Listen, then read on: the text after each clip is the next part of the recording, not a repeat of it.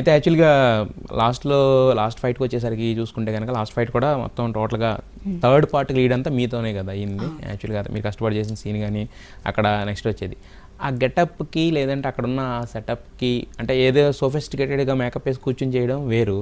ఆ దండలు అవన్నీ హడావిడి రకరకాల చీరలు చేతులు కాళ్ళు ఇంత ఉంటుంది కదా. మరి ఎలా ఉండేది ఆయన అల్లు అర్జున్ గారితో అంత ఇరిటేషన్లో? అంటే సపరేట్గా కూర్చుంటే వెళ్ళి ఒక్కోసారి ఎక్స్ప్లెయిన్ చేయడం అలా ఉండేదా, లేదంటే నార్మల్గా అందరితో కలిసి మాట్లాడడం అలా ఏమైనా ఉండేది ఆ క్యారెక్టర్ కోసం? షార్ట్ దగ్గరకు వచ్చేటప్పటికి సార్ అందరితో చాలా బాగా మాట్లాడతారు అంతా. అండ్ అది మీరు చెప్పిన కష్టం కానీ ఇంకా చాలా కష్టం అండి. చాలా ఇప్పుడు ఏంటది ఎలివేషన్ సీన్స్ కానీ ఏమైనా సీన్స్ కానీ ఫైట్ సీక్వెన్స్ కానీ ఆ విజువల్లీ అలా రావడానికి చాలా డస్ట్ పౌడర్ యాడ్ చేస్తారు సెట్లో. అది దగ్గరుండి మేము ముక్కులోకి తీసుకుంటాం మేము. అది చాలా హెల్త్ డిస్టర్బ్ అయ్యే ఛాన్సెస్ కూడా చాలా ఉంటాయి. అలాంటిది బన్నీ సార్ ఆ ఫుల్ డస్ట్ పౌడర్ లో ఆ గెటప్ లో ఆ రోప్ వర్క్ తో చాలా కష్టమైన, బట్ సార్ చాలా ఈజ్ తో చేస్తారు. చాలా సింపుల్ గా కనిపించేలాగా చేస్తారు సార్, కానీ చాలా కష్టమైన పని కాదు. ఇంకా పుష్పరాజ్ అనేవాళ్ళు వ్యక్తి సపరేట్ గా లేరు. బన్నీ అనే రేంజ్ లో ఇప్పుడు నాకు తెలిసినంత వరకు బన్నీ గారికి చాలా కష్టం అవుతుంది నెక్స్ట్ ఏదైనా క్యారెక్టర్కి వెళ్ళాలంటే కూడా. అంతగా ఆయన ఇన్బిల్డ్ చేసి చాలా ఇన్వాల్వ్ అయి చేస్తారు. ఆన్ సెట్ అయితే క్యారెక్టర్ మూడ్ లోనే ఉంటారు బన్నీ సార్. అయితే మరి మీకు ఆయన లాస్ట్ లో ఇచ్చిన కాంప్లిమెంట్ ఏంటి ఆ ఫైట్ సీక్వెన్స్ జరుగుతున్నప్పుడు? ఏదో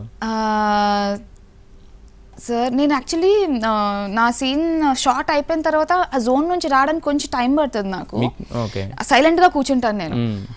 కానీ ఏంటమ్మా నువ్వు సీన్ కి షార్ట్ కి ముందు షార్ట్ తర్వాత కూడా మూడ్ లో ఉంటున్నావు కదా, నేను చూస్తున్నాను, అబ్జర్వ్ చేస్తున్నాను, ఎందుకు డిస్టర్బ్ అవుతావు, డిస్టర్బింగ్ సీక్వెన్స్ కదా, అసలు ఇదంతా డ్రామా, నువ్వు చాలా చాలా కూల్ గా ఉండు, చాలా బాగా వస్తుంది, టెన్షన్ తీసుకోకు, ఈ ఫైట్ చూడు నీకోసం ఎంత కష్టపడి చేస్తున్నాను, ఈ ఫైట్ నీకు అంకితం ఇచ్చేసారు. అది నాకు అంకితం కాదు కానీ ఇప్పుడు ఆ ఫైట్ చూసిన ప్రతి ఒక్క అమ్మాయి కనెక్ట్ అవుతుంది, ప్రతి ఒక్క అబ్బాయి కూడా కనెక్ట్ అవుతారు, వాళ్ళ ఫ్యామిలీలో ఎవరితో అయినా కనెక్ట్ అవుతారు. సో అంత బాగా వచ్చింది. We're so happy. ఇప్పుడు మరి ఇంతకు ముందు మనం మాట్లాడుకున్నాం అంటే నేను క్యారెక్టర్లు నేను నమ్మి ఏది కావాలో అది మొత్తం నేను 100% ఇచ్చాను అని చెప్పేసి.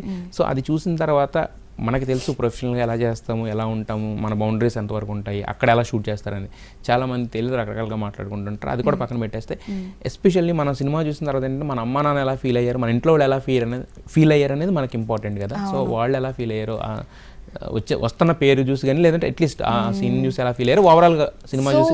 మా అమ్మ నాన్నలు షూటింగ్ చూడడానికి వచ్చినప్పుడు లక్కీగా ఈ సీక్వెన్స్ లో ఒక ప్యాచ్ వర్క్ జరిగిందండి. దీనికి సంబంధించింది ఒక రోజు నేను వాళ్ళు ఏం కంగారు పడతారో భయపడతారో సీన్ చేసినప్పుడు మీకు రియల్ గా అనిపిస్తుంది, రియల్ గా చేసినట్టు అనిపిస్తుంది అని, అమ్మ ఇదంతా యాక్టింగ్, కంగారు ఏం పడొద్దు అని చెప్పి వాళ్ళు చూసారు, దగ్గరుండి చూసారు చుట్టూ ఎంతమంది ఎలా పనిచేస్తున్నారు అని చెప్పి. ఫస్ట్ కంగారు పడ్డారు, ఏంటో ఇంత కష్టపడాలా సినిమా షూటింగ్ అంటే అని వాళ్ళకి ఆ రోజు అర్థమైంది. కానీ ఆ సీక్వెన్స్ లో వాళ్ళు ఉండడం వల్ల అలాంటి సీక్వెన్సెస్ మేము షూట్ ఎలా చేస్తాము అని వాళ్ళు చూసారు, ఎంత ప్రొఫెషనల్ గా హ్యాండిల్ చేస్తారు అనేది వాళ్ళు చూసారు. అది వాళ్ళు డైరెక్ట్ గా చూడడం వల్ల సినిమాలో చూసాక వాళ్ళకి ఏమి అనిపించలేదు, మేము చూసాం ఈ షూటింగ్ ఎలా జరిగిందో మాకు తెలుసు అని చెప్పి వాళ్ళు చాలా హ్యాపీగా ఫోన్ చేశారు సినిమా అయిన తర్వాత, చాలా బాగుందమ్మా, చాలా మంచి రోల్ పడింది నీకు, చాలా హ్యాపీ అని చెప్పారు. That's what is needed.